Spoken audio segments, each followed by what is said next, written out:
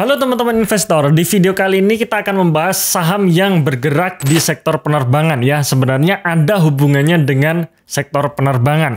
Dan menurut saya saham ini menarik. Kenapa? Karena masih dalam fase growth-nya ya, alias sudah terkonfirmasi turnaround di tahun kemarin dan sekarang melanjutkan fase growth-nya. Nah, apa itu sahamnya dan bagaimana potensi ke depan nanti? Pastikan teman-teman tonton video ini sampai akhir. Cuman sebelum teman-teman untuk melanjutkan menonton videonya, jangan lupa untuk subscribe channel ini ya. Dan jangan lupa juga untuk aktifkan lonceng notifikasinya supaya teman-teman terupdate ketika kami upload video yang terbaru.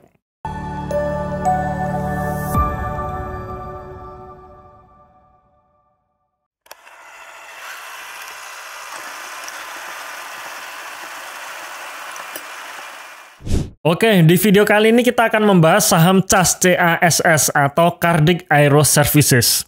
CAS ini adalah salah satu saham yang ada di watchlist kami ya, dan saham ini kita bahas di webinar bulan Agustus lalu. Jadi bagi teman-teman, saya mengajak teman-teman untuk bergabung dalam komunitas kami, yaitu program Value Investing Mastery, di mana setiap bulannya kita akan bedah saham-saham yang menarik untuk kita beli saat itu dan ada potensi 100% ya, kenaikan 100% atau satu bagger ya. Kita lihat di bulan Agustus lalu saat CAS kita bahas di webinar kami, harga sahamnya saat itu masih berada di bawah 600 ya, atau di level sekitar 575-an. Dan saat video ini diambil tanggal 6 Desember 2023, harga sahamnya ditutup di level 795 ya. Jadi memang sudah naik dibandingkan saat kita bahas pertama kali di bulan Agustus lalu melalui program Value Investing Mastery ya. Jadi sekali lagi teman-teman, saya mengajak teman-teman untuk bergabung di komunitas kami melalui program Value Investing Mastery. Linknya ada di bawah ya. Nah, lalu bagaimana potensi CAS ini ke depan? Saya selalu akan melihat histori jangka panjangnya, di mana jika ada kenaikan atau ada potensi harganya naik, yaitu kita bandingkan secara histori berapa harga tertingginya, kemudian bagaimana kinerja saat itu, dan kita lihat prospek ke depan dari kinerja saat ini. Nah, dari histori harga saham CAS dalam jangka panjang, kita melihat bahwa CAS ini pernah menyentuh level sekitar 1.200-an ya, 1.200 atau 1.300-an, yang dimana inilah yang menjadi target kita ya, jika skenario perusahaan ya, skenario dari kinerja perusahaan ini berjalan sesuai dengan rencana.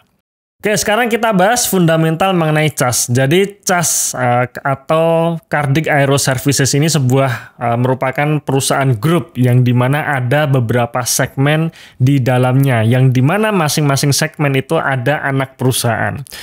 Segmen yang pertama yaitu jasa penunjang transportasi udara, di mana di segmen ini perusahaan memiliki dua anak perusahaan yaitu PT Jasa Angkasa Semesta dan juga PT Jas Aero Engineering. Kemudian ada jasa solusi boga, di mana perusahaan memiliki dua anak usaha yaitu PT Purantara Mitra Angkasa II dan juga PT Cardiff Anugrah Sarana Catering. Dua segmen ini yaitu jasa penunjang transportasi udara dan jasa solusi boga ini saling berkaitan. Ya, jadi gampangnya seperti ini teman-teman ya. Misalkan nih teman-teman naik pesawat, kemudian datang ke bandara, melakukan check-in dan ada bagasi yang harus dimasukkan ke dalam pesawat. Nah, ketika teman-teman check-in sekaligus mengantarkan bagasinya ya, bagasi di mana bagasi tersebut akan ada di counter, kemudian dimasukkan ke dalam pesawat. Nah, setelah teman-teman check-in melalui counter, kemudian teman-teman masuk ke priority lounge ya, yang dimana dalam priority lounge tersebut ada makanan-makanannya ya, ada pelayanan yang baik. Kemudian sampai akhirnya teman-teman masuk ke dalam pesawat, di mana ketika naik pesawat teman-teman mungkin naik tangga misalkan ya, naik tangga sampai akhirnya di dalam pesawat, misalkan dalam pesawat itu ada makanan. Nah, kesemuanya itu yang melakukan pekerjaan tersebut adalah operator bandara, salah satunya CAS ini ya, CAS Group ini. Nah, gambaran sederhananya seperti itu.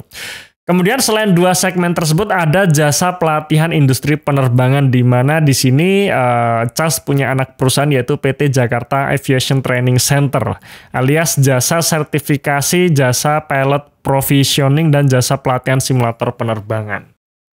Oke, nah ini adalah yang sudah dilakukan CAS dari semua segmen tersebut sampai posisi Maret 2023, di mana untuk jasa penunjang transportasi udara sudah melakukan sampai 4,6 juta penumpang ya, melayani 4,6 juta penumpang, kemudian melayani 52.000 ton kargo dan sebagainya.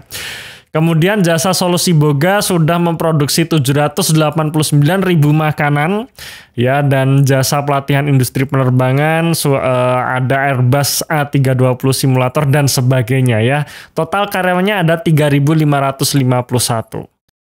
Dan ini adalah wilayah operasional per 31 Desember 2022, di mana kalau kita lihat rata-rata CAS ini ada di dalam bandara-bandara besar di Indonesia. Ya, baik itu di Jakarta, di Jogja, Bandung, Balikpapan, Medan, dan sebagainya. Ya, jadi bisa dikatakan CAS ini punya economic mode kuat, di mana dia ya CAS ini memegang operator bandara-bandara besar di Indonesia. Kemudian kalau kita lihat dari sisi pelanggannya, pelanggan dari CAS sendiri pun itu juga beragam ya. Jadi tidak hanya maskapai di Indonesia, tetapi maskapai mancanegara pun dilayani oleh CAS Group. Nah, kalau kita bicara mengenai segmen transportasi udara, maka kita juga perlu lihat data dari BPS bagaimana perjalanan orang-orang dalam berwisata menggunakan angkutan udara ya, yang dimana kalau kita lihat data BPS terbaru ini adalah posisi Oktober 2023 di sini ya. Untuk angkatan udara ada kenaikan 15,5% dalam tahunan. Ya, dan juga mantumannya ada 5,38% kenaikannya. Jadi sangat bagus ya, alias memang bisa dikatakan pasca pandemi sekarang sektor transportasi udara sudah mulai recover.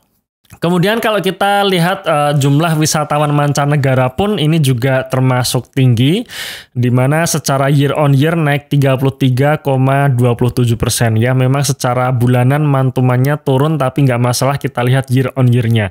Dan kalau kita lihat grafik di samping kirinya, sebenarnya di tahun 2023 jumlah wisatawan mancanegara ini belum recover 100% ya, alias jumlahnya masih di bawah tahun 2019 ya, 1 tahun sebelum pandemi COVID-19.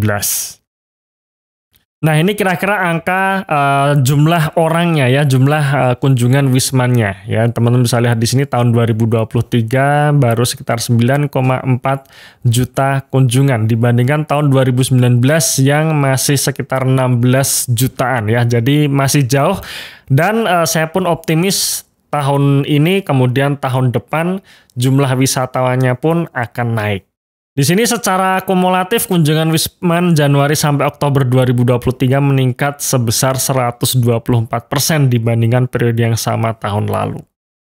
Oke, sekarang kita langsung masuk ke kinerja perusahaan ya. Jadi di sini kita langsung akan bahas laba rugi perusahaan, kita tidak bahas neracanya ya. Karena kalau kita bahas dari neraca sampai laba rugi terlalu panjang ya, karena semua sudah dibahas di webinar kami ya, webinar Value Investing Mastery. Jadi sekali lagi teman-teman sekalian, saya mengajak kawan-kawan untuk bergabung dalam komunitas kami melalui program Value Investing Mastery ya. Linknya ada di bawah box ya, ada di box di video ini atau dalam kolom komentar yang sudah kami pin ya.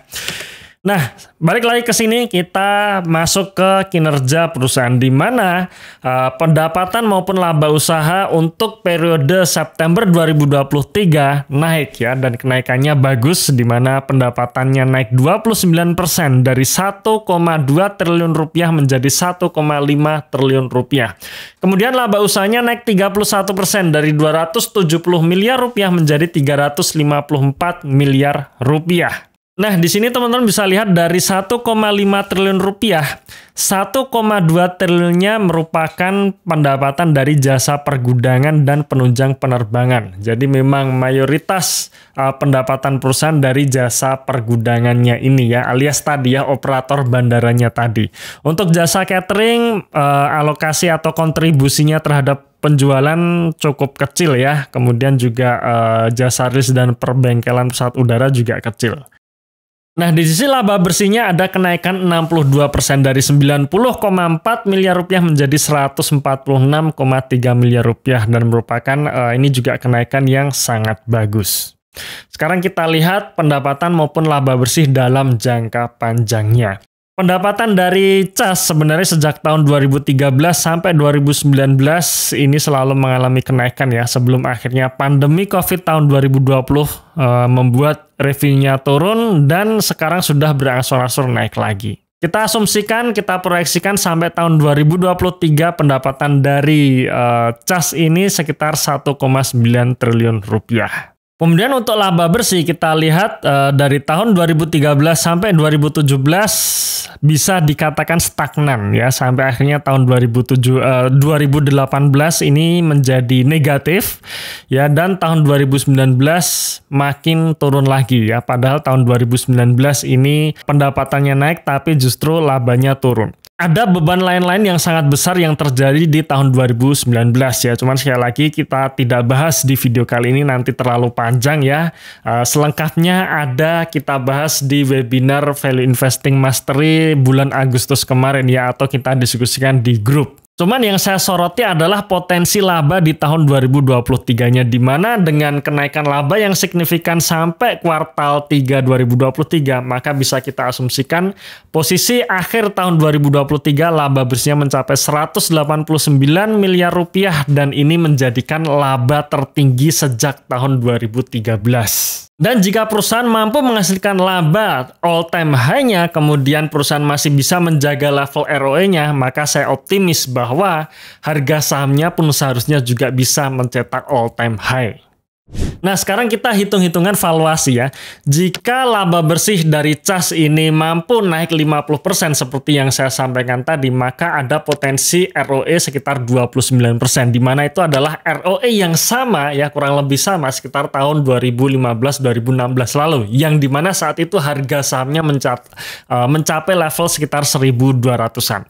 Dan di harga 800 saat ini menunjukkan level PBV 2,5 kali dengan PI rasio 8 kali, di mana memang secara PBV sudah tidak murah lagi alias masih sudah premium, tetapi di sisi PI rasio ini masih menunjukkan PI rasio terendah ya sejak tahun 2013. Nah, apakah ada potensi naik sampai ke 1.200? Jawabannya ada dan sangat besar jika sekali lagi skenarionya bisa berjalan dengan baik ya. Dan apakah ke depan skenario ini akan terus berjalan dengan baik? Tentunya kita tidak tahu, dan biasanya akan kita update ketika ada isu-isu maupun ada perubahan fundamental yang akhirnya membuat skenarionya tidak berjalan sesuai dengan rencana ya. Dan biasanya update tersebut akan kita sampaikan melalui grup Telegram bagi kawan-kawan yang sudah bergabung dalam komunitas kami ya, melalui program Value Investing Mastery. Jadi sekali lagi teman-teman, saya ajak teman-teman untuk bergabung dalam komunitas kami melalui program Value Investing Mastery. Linknya ada dalam box ya. Oke, terima kasih sudah menonton video ini sampai akhir. Tunggu video kami selanjutnya dan salam Passive Income.